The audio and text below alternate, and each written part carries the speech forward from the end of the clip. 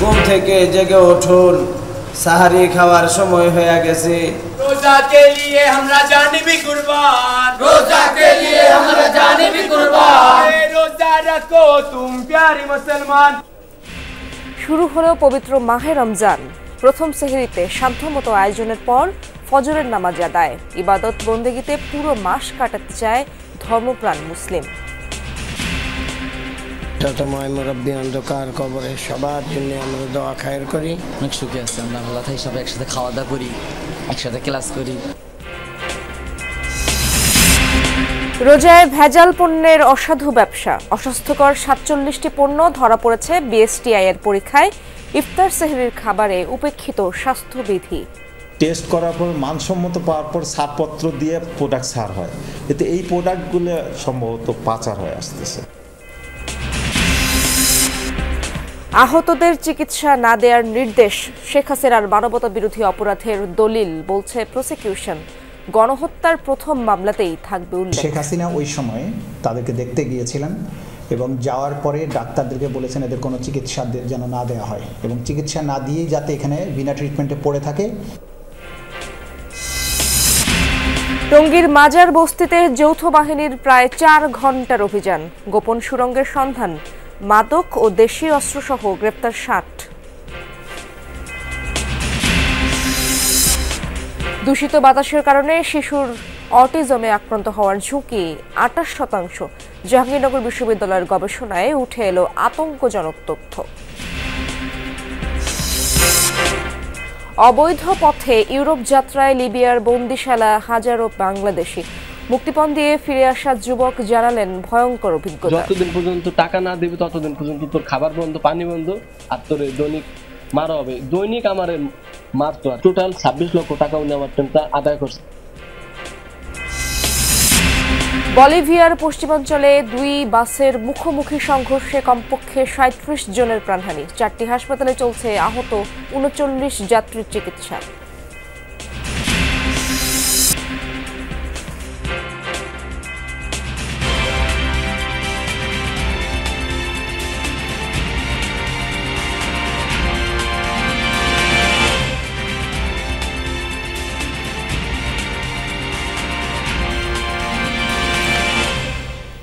আমন্ত্রণ যমুনা নিউজে, আপনাদের সঙ্গে আছি আমি ইশরাত জাহান। এতক্ষণ শিরোনাম দেখছিলেন। বছর ঘুরে আবারও এসেছে রহমত, মাগফিরাত ও নাজাতের মাস মাহে রমজান। রোজা, নামাজ, কোরআন তেলাওয়াত, দান সদকা, জাকাত, ফিতরা আদায় আর জিকির আসকারের মাধ্যমে তাকওয়া অর্জনের মাস। ইবাদতের শুরুটা এশার নামাজের সাথে তারাবি নামাজ আদায়ের মাধ্যমে। এরপর ভোরের আগে উঠে পরিবারের সবাইকে নিয়ে সেহরির মাধ্যমে সারাদিন সিয়াম সাধনার নিয়ত করেই ধর্মপ্রাণ মুসলমানরা হাঁটেন মসজিদের দিকে। জামাতের সাথে পড়েন ফজরের নামাজ। রাতের নীরবতা ভেঙে মুয়াজ্জিনের কণ্ঠে ঘুম থেকে জাগার আহ্বান। শুরু হয়েছে মাহে রমজান, তাই তো এলাকাবাসীকে সেহরির প্রস্তুতি নিতে ডেকে তোলার চেষ্টা। আমি যখন এই দায়িত্ব পালন করি আমার নিজের থেকে খুবই আনন্দ লাগে, খুবই ভালো লাগে। रोजा के लिए हमरा जान भी कुर्बान, रोजा के लिए हमरा जान भी कुर्बान, रोजा रखो तुम प्यारे मुसलमान। প্রায় একই সময় বিভিন্ন এলাকায় বের হয় কাশিদা। দল বেঁধে ঐকতানে সেহরি খেতে এলাকাবাসীকে ডেকে তোলার এই রেওয়াজ প্রায় বিলুপ্ত হলেও কিছু কিছু জায়গায় এখনও রয়েছে এই ঐতিহ্য। মাদ্রাসায় শিক্ষার্থীরা ততক্ষণে সেহরির প্রস্তুতি নিয়ে ফেলেছে। কখনো রাতেই করে রাখা হয় রান্না, কখনো সেহরির আগ মুহূর্তে হাঁড়ি থেকে নামে গরম গরম খাবার। মুরব্বী অন্ধকার কবরে সবার জন্য আমরা দোয়া খায়ের করি। অনেক সুখে আছে, আমরা আল্লাহ তাই সবাই একসাথে খাওয়া দাওয়া করি, একসাথে ক্লাস করি। ঘুম থেকে উঠে খাবার টেবিলে জড়ো হয় পরিবারের সদস্যরা, যদিও ছোটদের তখনও ঘুমের ঘোর কাটেনি। মানে একটু কষ্ট হলে একটু মজা লাগে, কারণ একটা রোজা শেষ, একটা ঈদ আসে, ঈদেই তো অনেক মজা করা হয়। সেহরিটা শেষ করার পর তারপর নামাজ কালাম পড়ে তারপর শুয়ে পড়ি। ছোটবেলার সেহরির স্মৃতি কাতর করে বাড়ির বড়দের। মনে পড়ে পরপারে চলে যাওয়া বাবা মা, দাদা দাদির কথা। বাবা মার কথা তো অবশ্যই মনে পড়ে, তারা দুনিয়াতে নেই এখন, তারা সবাই চলে গেছে এবং অতীত এত কথা মনে পড়ে যা মানে এখন বলে আমি শেষ করতে পারবো না। সবার একটা আকাঙ্ক্ষা থাকে যে রমজান মাসে আসলে সবাই খাওয়া দাওয়া করবে। অনেকে আবার ঢু মারেন রকমারি স্বাদের রেস্টুরেন্টগুলোতে। প্রথম সেহরিতে ঘরের বাইরের খাবার স্বাদটাও আনে বাড়তি আমেজ। এখানে খাচ্ছি, ফ্যামিলির জন্য টেক অ্যাওয়ে করতেছি, তারাও ওয়েট করতেছে, আমরা যাব। হঠাৎ মনে হলো কাছ থেকে আসতে অনেক দেরি হয়েছে, চিন্তা করলাম হাজির বিরিয়ানিটা খায়। ইফতারের আগে টেক অ্যাওয়ে চলবে, তারাবির পরে দিয়ে কিছু যদি সেহরির লোকজন হয়। দ্রুত সেহরি সেরে তৃপ্তি নিয়ে পানি খাওয়া, তার কিছু পরেই ভেসে আসে ফজরের আজান।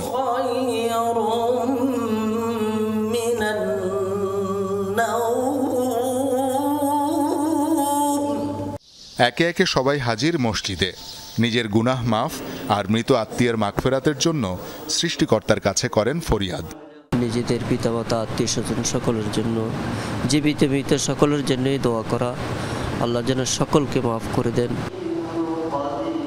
এভাবেই প্রতিদিন সিয়াম সাধনায় মশগুল থেকে গোটা রমজান মাস কাটাতে চান ধর্মপ্রাণ মুসলমান।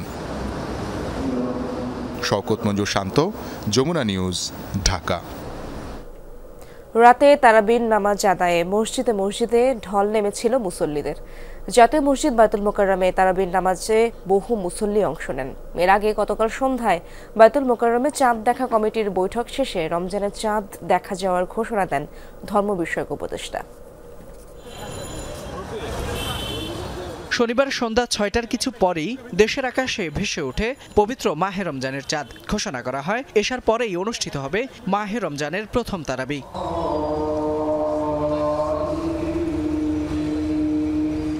সারা দেশের ন্যায় জাতীয় মসজিদ বায়তুল মোকাররমেও প্রথম তারাবিতে ঢল নামে মুসল্লিদের। এ সময় মুসল্লিরা আরও একবার সিয়াম সাধনার সুযোগ পাওয়ায় কৃতজ্ঞতা প্রকাশ করেন আল্লাহর নিকট। সেই সাথে প্রার্থনা করেন মাহে রমজানের পুরো মাস যেন সুস্থতার সাথে করতে পারেন সিয়াম সাধনা।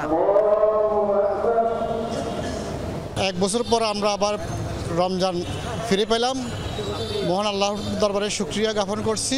রমজানের ওসিলায় যেন আমাদেরকে দেশের সকল ধর্মের মানুষই আল্লাহ তাআলা যেন শান্তিতে রাখে। 11 মাসের পরে যে একটা মাস, আল্লাহ সুবহানাহু তাআলার প্রতি আমাদের অনুভূতি অটোমেটিকই বেড়ে যায়। এই রমজান মাসটা খুব সুন্দরভাবে পবিত্রতার সহিত আদায় করব ইনশাআল্লাহ। এই মাসে আসলে আমাদের উচিত হলো একটা চর্চার মধ্য দিয়ে যেন আমরা সারাটা বছর চলতে পারি।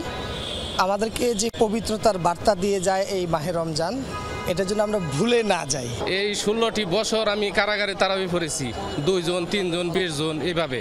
আর আজকে আমি 16 বছর পর এখানে বায়তুল মোকাররমে তারাবি পড়তে এসে আমার অনেক ভালো লাগছে। এর আগে শনিবার সন্ধ্যায় ধর্ম উপদেষ্টার সভাপতিত্বে বৈঠকে বসে জাতীয় চাঁদ দেখা কমিটি। বাদ মাগরিব বৈঠক শেষে ধর্ম উপদেষ্টা ডক্টর আফম খালিদ হোসেন ঘোষণা করেন দেশের আকাশে পবিত্র রমজান মাসের চাঁদ দেখা গেছে। রোববার থেকে সারা দেশে রোজা পালন করবেন ধর্মপ্রাণ মুসলমানরা। বাংলাদেশের আকাশে পবিত্র রমজান মাসের চাঁদ দেখা গেছে। এমত অবস্থায় আগামী 17 ফাল্গুন 1431 বঙ্গাব্দ 2রা মার্চ 2025 খ্রিস্টাব্দ রোববার থেকে 1446 হিজরি সালের পবিত্র রমজান মাস গণনা শুরু হবে। আগামী 27 মার্চ লাইলাতুল কদর উদযাপিত হবে বলেও জানান উপদেষ্টা। সেই সাথে দেশবাসীকে যথাযথ ধর্মীয় ভাবগাম্ভীর্যের মধ্য দিয়ে রোজা পালনের আহ্বান জানান তিনি।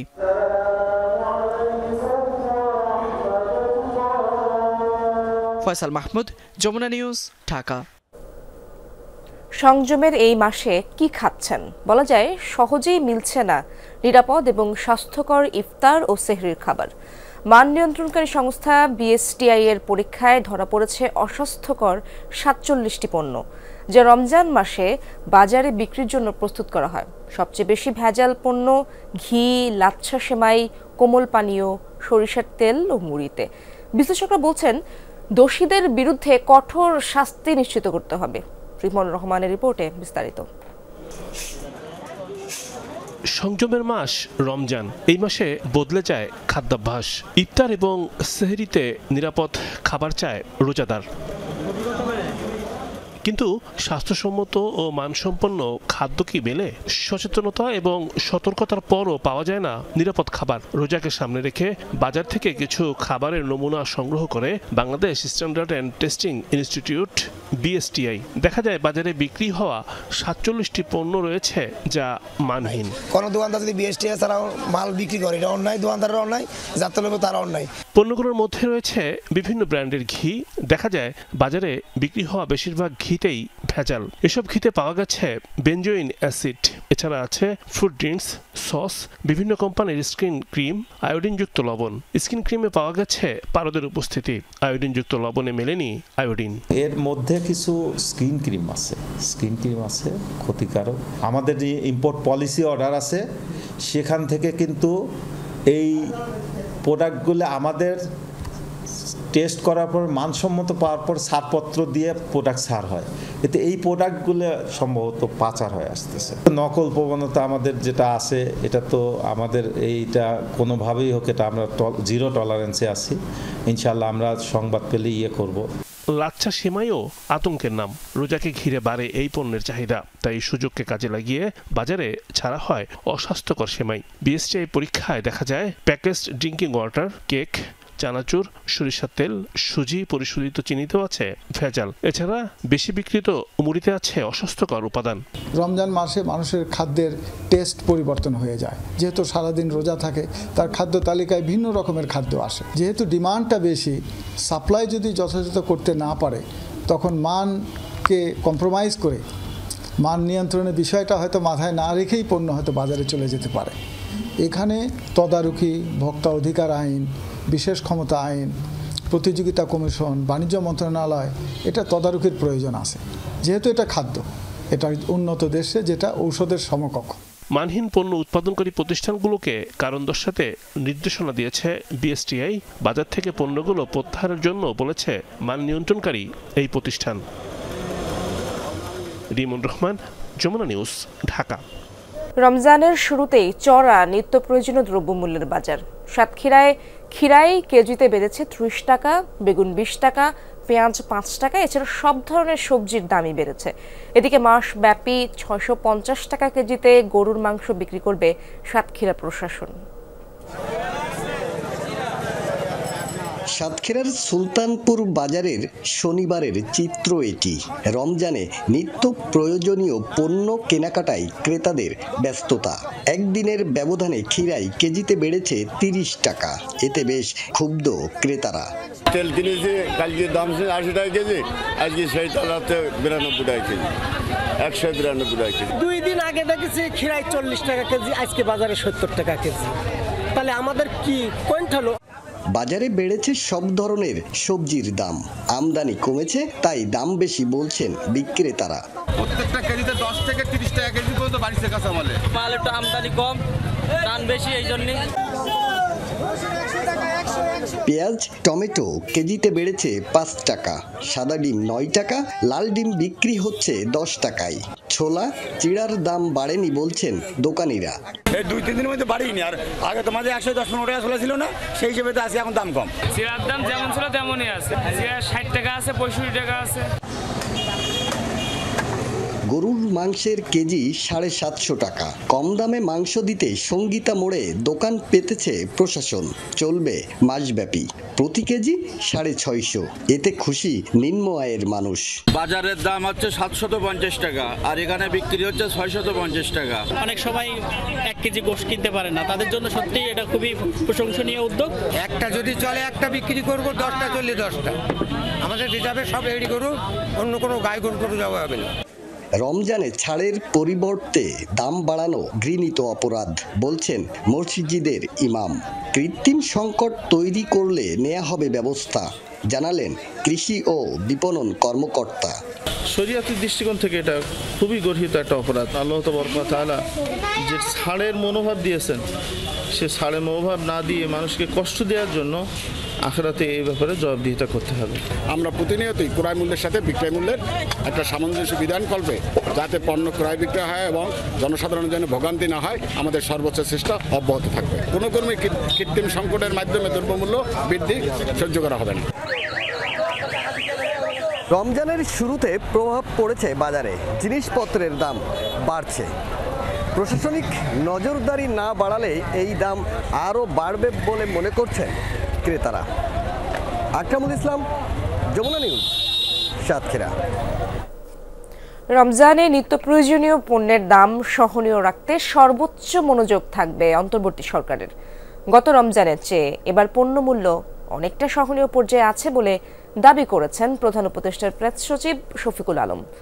গতকাল এক সংবাদ সম্মেলনে তিনি বলেন, শিক্ষার্থীদের নতুন দলের আত্মপ্রকাশ অনুষ্ঠানে আসা বাস রিকিউজিশনে সরকারের কোনো ভূমিকা ছিল না।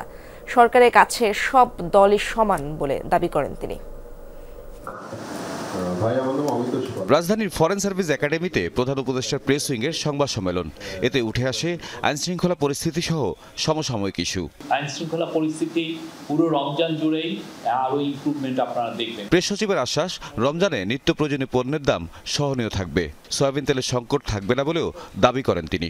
পুরো রোজাতে ইন্টারিম গভর্নমেন্টের ফোকাস থাকবে দাম কিভাবে সহনীয় পর্যায়ে রাখা যায়, আনা যায়, এবং সে লক্ষ্যে কিছু কিছু পণ্যের আরও যাতে সরবরাহ বাড়ানো যায়। বিশেষ বোতল সয়াবিন তেলের ক্ষেত্রে আমাদের সর্বোচ্চ চেষ্টা আছে যে এইটার সরবরাহ যাতে এখন ঠিক পর্যায়ে আসে। শিক্ষার্থীদের নতুন দলে যোগ দিতে পিরোজপুর থেকে বাস রিকুইজিশনের ঘটনায় অন্তর্বর্তী সরকারের কোনো ভূমিকা ছিল না বলেও দাবি করেন শফিকুল আলম।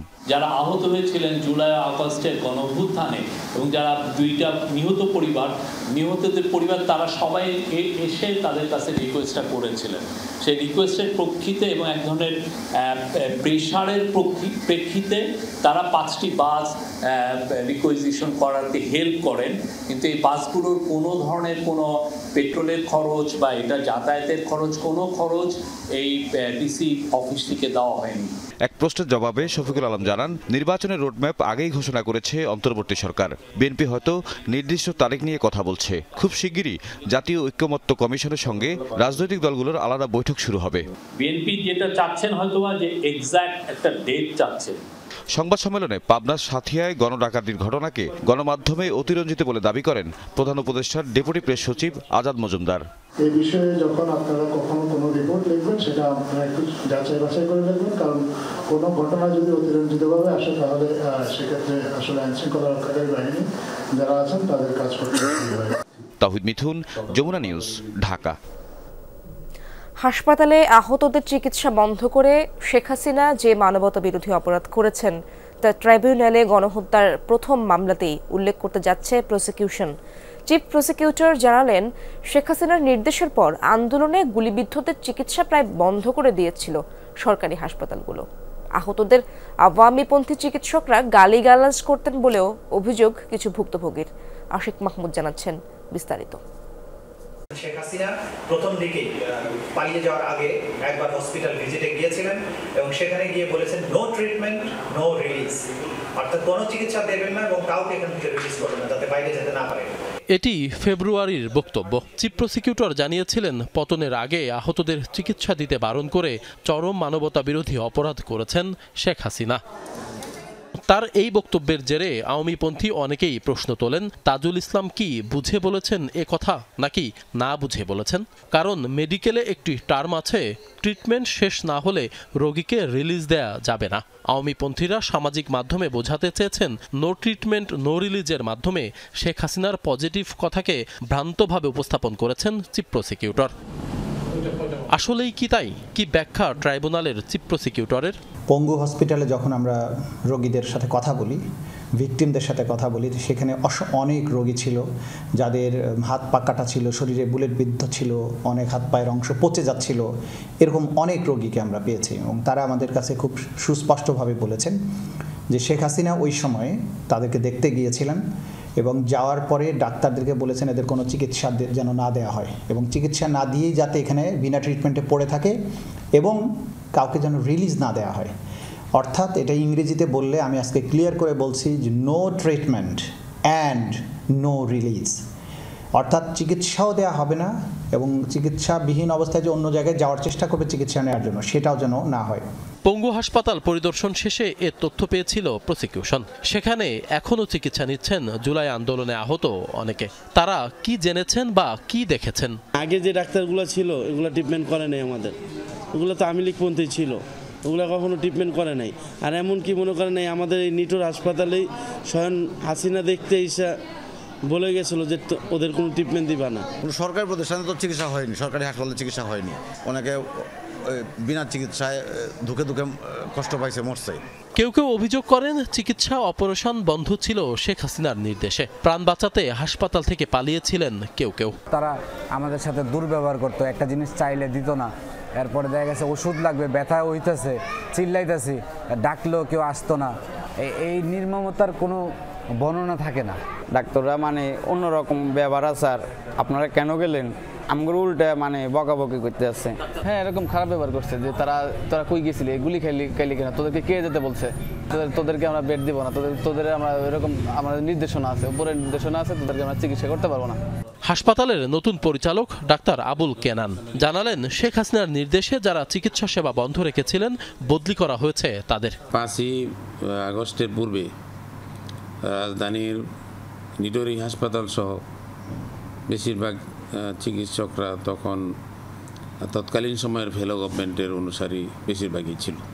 ওই অবস্থায় যখন আহতরা চিকিৎসা নিতে আসছে আন্দোলনকারীরা, সেক্ষেত্রে তাদের সেই মনস্তাত্ত্বিক যে বিরুদ্ধাচার, আন্দোলনের বিরুদ্ধে তাদের যে অবস্থান, তার প্রতিফলন হয়তো ঘটেছে।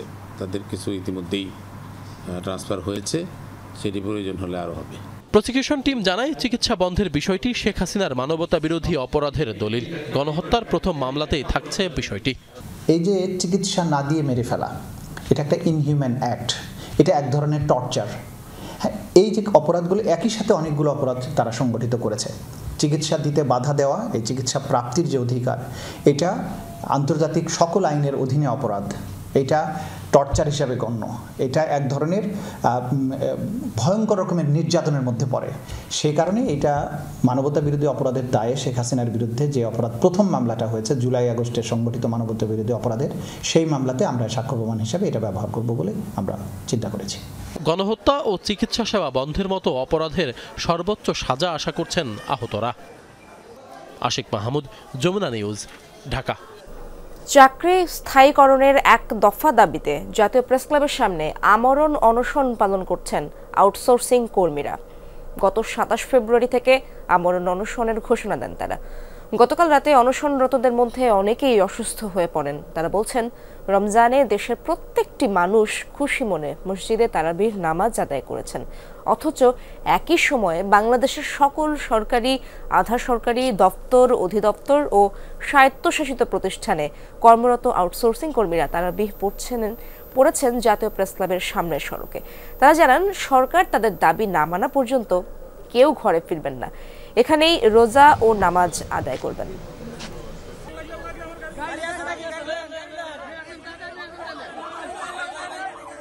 আমরা সর্বশেষ পর্যায়ে আছি, এখন আমার অনশনে বসছি, এরপরে তারা আমার নাই, আমরা জীবন দিতে প্রস্তুত হয়েই আমরা আজ রাস্তায় নামছি। গাজীপুরে টঙ্গীর মাজার বস্তিতে যৌথ বাহিনীর প্রায় 4 ঘন্টার অভিযানে 60 জনকে আটক করা হয়েছে। তারা চিহ্নিত মাদক কারবারি ও ছিনতাই সহ নানা অপরাধে জড়িত। জব্দ করা হয় বিভিন্ন ধরনের মাদক দ্রব্য। রমজানে আইন শৃঙ্খলা নিয়ন্ত্রণে অভিযান অব্যাহত থাকবে বলে জানিয়েছে প্রশাসন। রাজধানীর উত্তরা টঙ্গীসহ আশপাশের এলাকায় ছিনতাই এখন নিত্যদিনের ঘটনা। হাত বাড়ালেই মিলছে মাদক। এসবের যেন আস্তানা টঙ্গীর মাজার বস্তি। শনিবার সন্ধ্যা 6:30 থেকে সেখানে চলে যৌথ বাহিনীর প্রায় 4 ঘন্টার অভিযান। অভিযানে অংশ নেয় সেনাবাহিনী, র্যাব, বিজিবি ও গাজীপুর মেট্রোপলিটন পুলিশের সদস্যরা। তল্লাশি চালানো হয় বস্তির প্রতিটি ঘরে। পাওয়া যায় সুড়ঙ্গের মতো গোপন আস্তানার সন্ধান। অভিযানে জব্দ হয় দেশীয় নানা অস্ত্র। পাওয়া যায় ইয়াবা, ফেন্সিডিল, মদ, গাঁজাসহ বিভিন্ন ধরনের মাদক। আটক করা হয় 60 জনকে। নির্বাহী ম্যাজিস্ট্রেট জানান, আটককৃতরা চিহ্নিত মাদক ব্যবসায়ী, জড়িত ছিনতাইসহ নানা ধরনের অপরাধের সাথেও। সন্ত্রাসী কর্মকাণ্ড এবং ছিনতাই রাহাজানিতে এইসব এলাকার মানুষজন জড়িত। বেশ কিছু সন্ত্রাসী এবং আমাদের মাদকসেবী মাদক ব্যবসায়ী এই সংশ্লিষ্ট আমরা লোকজনকে আটক করেছি। শুরু হয়েছে রমজান মাস, সামনে আছে ঈদ। তার আগে আইন শৃঙ্খলা পরিস্থিতি নিয়ন্ত্রণে রাখতেই এই অভিযান। রমজান মাসের এই এলাকার আইন শৃঙ্খলা পরিস্থিতি অনেকাংশেই অবনতি হতো বলে আমাদের ধারণা ছিল। সেই কারণেই আমাদের এই আজকের অভিযান রমজান মাসে আমাদের মানুষের দৈনন্দিন যে স্বস্তি সেটি ফিরিয়ে দিবে বলে আমরা আশা করছি। অপরাধ নির্মূলে অভিযান চলমান থাকবে বলেও জানিয়েছে প্রশাসন। ওবায়দুর রহমান, যমুনা নিউজ। দূষিত বায়ুর কারণে শিশুর অটিজমে আক্রান্ত হওয়ার ঝুঁকি 28%।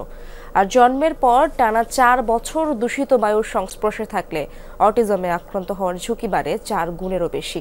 এমন তথ্য উঠে এসেছে জাহাঙ্গীরনগর বিশ্ববিদ্যালয়ের এক গবেষণায়। শহর কিংবা গ্রাম, বেশিরভাগ এলাকায় বাড়ছে বায়ু দূষণ, বাড়ছে ভোগান্তি, রোগবালাই।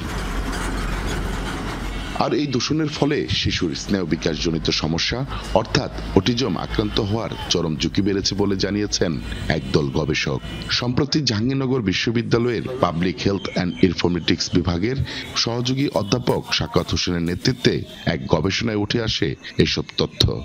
বাচ্চাদের যে বুদ্ধিবৃত্তিক বিকাশ, সেই বিকাশের উপরে খুবই আপনার বাজে একটা প্রভাব বা খারাপ প্রভাব পড়ে দূষিত বায়ু সেবনের ফলে। বাতাসে অতি ক্ষুদ্র বস্তুকণা বা PM2.5, PM10, নাইট্রোজেন অক্সাইড ও ট্রাই অক্সিজেন অতিমাত্রায় উপস্থিতি পায় গবেষকরা, যা শিশু অটিজমের আক্রান্ত ঝুঁকি বাড়িয়ে দেয়। আমরা যেটা পেয়েছি যে গর্ভকালীন সময়ে PM2.5 প্রতি 10 মাইক্রোমিটার এক্সপোজার বেশি হওয়ার ফলে প্রায় 15% অটিজমের ঝুঁকি বেড়ে যায়। বায়ু দূষণ থেকে রক্ষা পেতে গর্ভবতী নারীদের সবুজ পরিবেশে থাকা সহ বেশ কিছু পরামর্শও দেন গবেষক দলের প্রধান। প্রতিকারের বিষয়ে যদি আমি কথা বলতে চাই, যে আমাদের প্রথম কথা হলো এয়ার পলিউশন এক্সপোজার আমাকে মিনিমাইজ করতে হবে, অ্যাভয়েড করতে হবে। মারা normally outdoor air pollution exposure avoid করবে, মানে আউটডোরে কম যাবে। যদি যেতেই হয় একান্ত প্রয়োজনে তারা মাস্ক টাস্ক ইউজ করবে এবং খুব অল্প সময়ের জন্য যাবে। মাহফুজুর রহমান নিপু, যমুনা নিউজ, সাভার। শিল্পকলা একাডেমির কাজে সংস্কৃতি বিষয়ক মন্ত্রণালয় ও উপদেষ্টার হস্তক্ষেপের অভিযোগ এনে বাংলাদেশ শিল্পকলার মহাপরিচালকের পদ থেকে পদত্যাগের ঘোষণা দিয়েছেন নাট্য ব্যক্তিত্ব সৈয়দ জামিল আহমেদ। একদিন পর এর জবাব দেন সংস্কৃতি বিষয়ক উপদেষ্টা মোস্তফা সরোয়ার ফারুকী। ফেসবুক স্ট্যাটাসে তিনি দাবি করেছেন, জামিল আহমেদের বলা অনেকগুলো কথা সত্য নয়। পাশাপাশি তার ম্যানেজারিয়াল ক্যাপাসিটি নিয়েও প্রশ্ন তোলেন সংস্কৃতি উপদেষ্টা। রাজনৈতিক পট পরিবর্তনের পর গত বছরের 9 সেপ্টেম্বর 2 বছরের জন্য শিল্পকলা একাডেমির মহাপরিচালকের দায়িত্ব নেন অধ্যাপক সৈয়দ জামিল আহমেদ। 5.5 মাস পর শুক্রবার একাডেমির আয়োজনে মুনির চৌধুরী প্রথম জাতীয় নাট্যোৎসবের সমাপনী অনুষ্ঠানে পদত্যাগের ঘোষণা দেন তিনি। মঞ্চে থাকা শিল্পকলা একাডেমির সচিবের হাতে পদত্যাগপত্র তুলে দেন জামিল আহমেদ। তুলে ধরেন তার পদত্যাগের কারণও। ছিল যেন সচিবালয় কোনো হস্তক্ষেপ না করে। আমি আসিফ নজরুল সাহেব করেননি, কিন্তু ইদানিং এর ব্যাপক আকারে হস্তক্ষেপ করছে। পদত্যাগের পর শিল্পকলা একাডেমির পরিচালনা পরিষদ সদস্য, ঢাকা বিশ্ববিদ্যালয় শিক্ষক সামিনা লুৎফা সহ অনেকেই কথা বলেন জামিল আহমেদের সঙ্গে। এমন ভাবে বিতরণ করছে মনে জন্য টাকাটা তার বাপের সম্পত্তি। মন্ত্রণালয় কোনোভাবে হস্তক্ষেপ করবে না। পাবলিক একটা আপনার প্রেস কনফারেন্সে বলতে হবে। চলে এসে আমি বুঝলাম যে এখানে কাজ করতে দেবেন। জামিল ভাই, আমি জানি how it works. If you know how it works then you run it. আমাদের প্রত্যেকের এখনো আরো বহুদিন এই সমস্তকে রেজিস্ট করতে হবে, প্রতিরোধ করতে হবে। ঘটনার পরের দিন শনিবার দুপুরে এ নিয়ে ফেসবুক স্ট্যাটাসে অভিযোগের জবাব দেন সংস্কৃতি বিষয়ক উপদেষ্টা মোস্তফা সরোয়ার ফারুকী। স্ট্যাটাসে তিনি বলেন, সৈয়দ জামিল আহমেদের অভিযোগের সবকিছু সত্য নয়, কিছু বিষয় সম্পূর্ণ মিথ্যা, আর কিছু বিষয় তার ব্যক্তিগত হতাশা থেকে আসা। জামিল আহমেদের ম্যানেজারিয়াল ক্যাপাসিটি নিয়ে ফারুকী প্রশ্ন তুলে বলেন, ভালো শিল্পী হওয়া আর আমলাতন্ত্রকে কনফিডেন্সে নিয়ে প্রতিষ্ঠান চালানো দুই রকম আর্ট। পরিশেষে সৈয়দ জামিলের সর্বাঙ্গীন মঙ্গল কামনা করেন ফারুকী। জানান, উনার সৃজনশীল কাজে যে কোনোভাবে সহযোগিতা করতে পারলে মন্ত্রণালয় ধন্য হবে। শাকিল হাসান, যমুনা নিউজ, ঢাকা। উন্নত জীবনের প্রলোভনে জমিজমা ভিটেমাটি বিক্রি করে দালাল মারফত বিদেশ যাওয়ার চেষ্টা করেন অনেক যুবক। লিবিয়া হয়েই অবৈধ পথে ইউরোপ যান তারা। এদের অনেকেই মাসের পর মাস ধরে হন নির্যাতনের শিকার। লিবিয়ার একটি ক্যাম্প থেকে মুক্তির পর দেশে ফিরে বন্দিশালার নির্যাতনের নানা তথ্য জানিয়েছেন ফরিদপুরের এক যুবক। তার দাবি, এখনও সেই বন্দিশালায় আটকা রয়েছেন অন্তত 2000 বাংলাদেশি।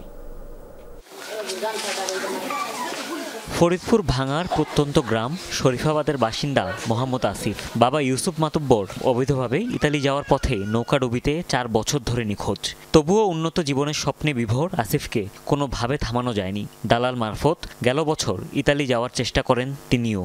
যতদিন পর্যন্ত টাকা না দিবে ততদিন পর্যন্ত তোর খাবার বন্ধ, পানি বন্ধ, আর তোর দৈনিক মারা হবে। দৈনিক আমারে মারতো। আর টোটাল 26 লক্ষ টাকা উনি আমার টেনটা আদায় করছে।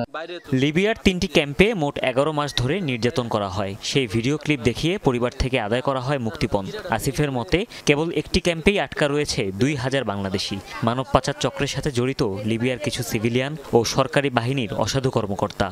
আমার যে দালাল মেহেদি হাসান মঞ্জেল, ওনার ভাই হচ্ছে ওই হোসেনপুর ইউনিয়নের আওয়ামী লীগের সভাপতি। এখনো 2000 লোক লিবিয়া শহরে আটকা আছে। লিবি ছিল একজন, ওই একজন আবার ওইখানে আপনার পুলিশের আপনার সেনাবাহিনীর মানে ভালো একজন পাওয়ারফুলি লোক ছিল। অভিযুক্ত সেই দালাল মঞ্জুর বাড়ি মাদারীপুর রাজৈরের সত্যবতী গ্রামে। পরিবার সমেত গা ঢাকা দিয়েছেন তিনি। সবার সাথে আমার কম্প্রোমাইজ হবে এবং আমি জন্মভূমি থেকে আমি কতদিন বাইরে থাকবো, অবশ্যই বাড়িতে আসবো, দেশে আসবো, সবার সাথে বসবো, এরকম সে আমার কাছে বলল। উজ্জ্বল ভবিষ্যতের মোহে গরু জমি বিক্রি অথবা ধার দেনা করে অবৈধ পথে ইউরোপ পাড়ি দিতে চায় ফরিদপুর, মাদারীপুর, শরীয়তপুর সহ বিভিন্ন স্থানের যুবকরা। দালালের খপ্পরে পড়ে বেশিরভাগই হয় নির্যাতনের শিকার। মানব পাচারকারীদের বিরুদ্ধে কার্যকরী পদক্ষেপের দাবি স্থানীয়দের। ছেলেও কান্দ কেনে আর এরাও তো বিক্রি করে দিয়া পথের ফকিরে এখন এদিক ওদিক চলতেছে। আর কিচ্ছু নেই, দালালের যদি বিচার হয়, কঠিন শাস্তি হয় দালালের। দালালদের বিরুদ্ধে কঠোর পদক্ষেপের আশ্বাস প্রশাসনের। দুঃখজনকও লাগে যে পরিমাণ টাকা পয়সা এরা খরচ করে, এই খরচটা না করে যদি বৈধভাবে যায় ইজিলি যাইতে পারে। সেটা না করে এই পাশের বাড়ি আরেকজন যাচ্ছে, সেইটা দেখে এত পরিমাণ টাকা পয়সা খরচ করেও তারা যায়। বাংলাদেশ পরিসংখ্যান ব্যুরোর সবশেষ জরিপ অনুযায়ী দেশের 52% বেশি যুবক বিদেশ যেতে দালালদের উপরই ভরসা করেন। ঝুঁকিমুক্ত সরকারিভাবেই তাদের বিদেশ যাওয়ার উপদেশ এই কর্মকর্তার।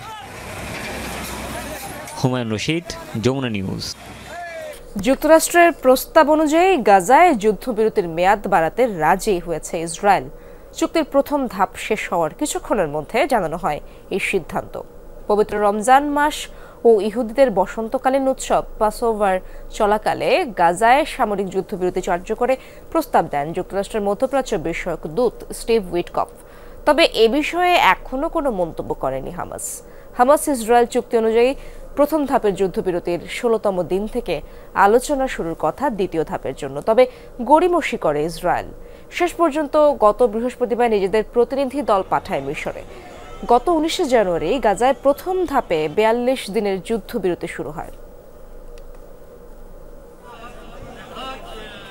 বলিভিয়ায় 2টি বাসের মুখোমুখি সংঘর্ষে কমপক্ষে 37 জনের মৃত্যু হয়েছে, আহত হয়েছে আরও অন্তত 39 জন। শনিবার দেশটির পশ্চিমাঞ্চলীয় পোতোসি অঞ্চলে হয়েছে এই মর্মান্তিক দুর্ঘটনা। আহতরা বিভিন্ন হাসপাতালে চিকিৎসাধীন রয়েছেন। প্রত্যক্ষদর্শীরা জানিয়েছেন, হঠাৎ লেন পরিবর্তন করে বিপরীতমুখী একটি বাসের মুখোমুখি অবস্থানে চলে আসে দ্রুতগামী অপর একটি বাস। হয় ভয়াবহ সংঘর্ষ। স্থানীয় পুলিশ জানিয়েছে, 2টি যানের চালকের মধ্যে একজনকে মদ্যপান করতে দেখেছে যাত্রীরা। এ কারণেও দুর্ঘটনাটি ঘটতে পারে বলে ধারণা করা হচ্ছে। নিহতদের পরিচয় শনাক্তের চেষ্টা করছে পুলিশ। পর্যাপ্ত নজরদারির অভাবে বলিভিয়ার পাহাড়ি রাস্তাগুলোর প্রতি বছর গড়ে প্রাণ হারায় প্রায় 1,500 মানুষ। ইউক্রেনের প্রেসিডেন্টের দায়িত্ব পাবার আগে কৌতুক অভিনেতা এবং নৃত্যশিল্পী ছিলেন ভলোদিমির জেলেনস্কি। আবারও আলোচনায় তার পুরনো পরিচয়। মার্কিন প্রেসিডেন্ট ডোনাল্ড ট্রাম্পের কাছে অপমানিত হওয়ায় রীতিমতো হাসির পাত্রে পরিণত হয়েছেন জেলেনস্কি। নিন্দুকেরা বলছেন, হোয়াইট হাউসে ট্রাম্পের বাক্যবাণের মুখে ফুটে উঠেছে ইউক্রেনীয় প্রেসিডেন্টের দুর্বল ব্যক্তিত্ব। রাজনীতিতে আসার আগে ঠিক এটাই ছিল ভলোদিমির জেলেনস্কির পেশা। আইন বিভাগের ডিগ্রি থাকলেও মঞ্চে পারফরমেন্সের ঝোঁক ছিল সেই স্কুল জীবন থেকে। কমেডি করতেনও দারুণ, তাই প্রাতিষ্ঠানিক ডিগ্রিকে ছুঁড়ে ফেলে পেশা হিসেবে কমেডিকেই বেছে নেন। অল্প কিছুদিনের মাঝেই হয়ে যান ইউক্রেনের নামকরা জোকার। হুট করেই যেন এই জোকার হয়ে যান ইউক্রেনের প্রেসিডেন্ট। ক্ষমতা নেয়ার 2 বছরের মাথায় রাশিয়ার সাথে বাঁধিয়ে ফেলেন যুদ্ধ। সাবেক মার্কিন প্রেসিডেন্ট জো বাইডেন এবং পশ্চিমা মিত্র দেশগুলোর সহায়তায় যুদ্ধ চালিয়ে গেলেও বাগড়া দিয়ে বসেন নতুন মার্কিন প্রেসিডেন্ট ডোনাল্ড ট্রাম্প। এক কথায় জেলেনস্কিকে যেন কোনাতেই ধরেন না ট্রাম্প। ইউক্রেনকে সহায়তা দেয়া তো বন্ধ করেছেনই, এর উপর হাত মিলিয়েছেন কিয়েভের শত্রু পুতিনের সাথে। শুধু তাই না, এতদিনের মার্কিন সহায়তার প্রতিদান হিসেবে চেয়েছেন ইউক্রেনের খনিজের ভাগও। টিভি স্ক্রিনে 2 হাতে বন্দুক চালাতে পারদর্শী হলেও বাস্তবে যুদ্ধক্ষেত্রে ঠিক কতটা দক্ষ জেলেনস্কি? তার অতীত পেশা, যুদ্ধে নেতৃত্ব দিতে ব্যর্থতা আর খেয়ালি স্বভাবের কারণে আড়ালে তাকে জোকার প্রেসিডেন্ট বলেন তার প্রতিপক্ষরা। গেল শুক্রবার হোয়াইট হাউসে চূড়ান্ত অপমানিত হওয়ার পর আবারও হাসির পাত্রে পরিণত হয়েছেন ইউক্রেনীয় প্রেসিডেন্ট ভলোদিমির জেলেনস্কি। ট্রাম্পের কথার আক্রমণের সামনে যেন দাঁড়াতেই পারেননি জেলেনস্কি। দুর্বল ব্যক্তিত্বে প্রকাশ পেয়েছে দৃঢ়তার অভাব। একজন রাষ্ট্রীয় অতিথি হিসেবে জেলেনস্কিকে আপ্যায়ন তো ট্রাম্প করেননি, বরং অতিথিকে খাবার না খাইয়েই বের হয়ে যেতে বলেন হোয়াইট হাউস থেকে। ইতিহাসে কোনো প্রেসিডেন্ট এত অপমান অপদস্থ হয়েছেন কিনা তাও ভাববার বিষয়। তবে সারা বিশ্বের কাছে হাসির পাত্র হলেও ভলোদিমির জেলেনস্কি বেশিরভাগ ইউক্রেনীয়দের কাছে জনপ্রিয়। ইউক্রেনের প্রেসিডেন্ট হিসেবে জেলেনস্কিকে যোগ্য মনে করছেন তারা। তাজরিয়ান সোবহান, যমুনা নিউজ। রমজান শুরুর ঠিক আগে তাকরিজা উদযাপন সিরিয়ার বহু প্রাচীন রীতি। পরিবার ও প্রিয়জন নিয়ে খোলা আকাশের নিচে বসে হয় ভুরি ভোজ, থাকে মুখরোচক নানা খাবার। দেশ থেকে দূরে থাকলেও ঐতিহ্য ধরে রাখতে এমন আয়োজন করে থাকে সিরিয়ারা। গনগনে উনুনে পোড়ানো হচ্ছে কাবাব, কোথাও আবার কাটা হচ্ছে সবজি, রান্না হচ্ছে সিরিয়ার বিভিন্ন ঐতিহ্যবাহী ও মুখরোচক খাবার। দৃশ্যটি কায়রোর উত্তর পূর্বাঞ্চলের শহর ওবুরে বসবাসরত সিরিয়ান শরণার্থীদের ঐতিহাসিক তাকরিজা উদযাপনের। শুরু হয়েছে বিশ্বব্যাপী মুসলিমদের সিয়াম সাধনার মাস। রমজান মাস শুরুর আগের দিন পরিবার ও প্রিয়জনদের সাথে নিয়ে শেষবারের মতো ভুরিভোজ করেন সিরিয়ানরা, যেখানে থাকে সিরিয়ার বহু আঞ্চলিক ও ঐতিহ্যগত খাবারের আয়োজন। দীর্ঘ 1 মাস সংযম সাধনার পূর্ব প্রস্তুতি হিসেবে সিরিয়ানদের বহুদিনের পুরনো ঐতিহ্য তাকরিজা নামে পরিচিত এটি। তাকরিজা দামেস্কের একটি অতি প্রাচীন রীতি। শাবান মাসের শেষ সপ্তাহে অর্থাৎ রমজান শুরু হওয়া ঠিক আগে আগে আমরা এই রীতি পালন করি।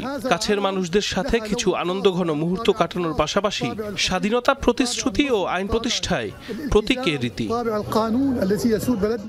এবছর ওবুরু শহরের আল নোফরা পার্কে জড়ো হন সিরিয়ান শরণার্থীদের বড় একটি অংশ। প্রায় 14 বছর আগে শুরু হওয়া গৃহযুদ্ধের কারণে দামেস্ক থেকে বিতাড়িত হয়ে মিশরে আশ্রয় নেন তারা। দীর্ঘ এ সময়ে একে অন্যের পরিবারের মতোই হয়ে গেছেন বিতাড়িত সিরিয়ানরা। তাই রোজা শুরুর আগের দিন খোলা আকাশের নিচে সবাইকে নিয়ে উদযাপন করছেন তাকরিজা। মিশরে অনেক সিরিয়ান পরিবার বসবাস করেন। গত কয়েকদিন বৈরী আবহাওয়া থাকা সত্ত্বেও শুধুমাত্র একটু আনন্দময় সময় কাটানো ও দামেস্কের ঐতিহ্যকে ধরে রাখতেই আজকে আমরা এখানে একত্রিত হয়েছি। দীর্ঘদিন মাতৃভূমি থেকে দূরে থাকলেও দেশের ইতিহাস ও ঐতিহ্যকে হারিয়ে যেতে দিতে নারাজ সিরিয়ান শরণার্থীরা। সামাজিক বন্ধনকে দৃঢ় করার পাশাপাশি দেশের বৈচিত্র্যময় এই রীতিকে ধরে রাখতে প্রতিবছর তাকরিজা পালন করেন তারা। সাবরিনা নুসরাত, যমুনা নিউজ।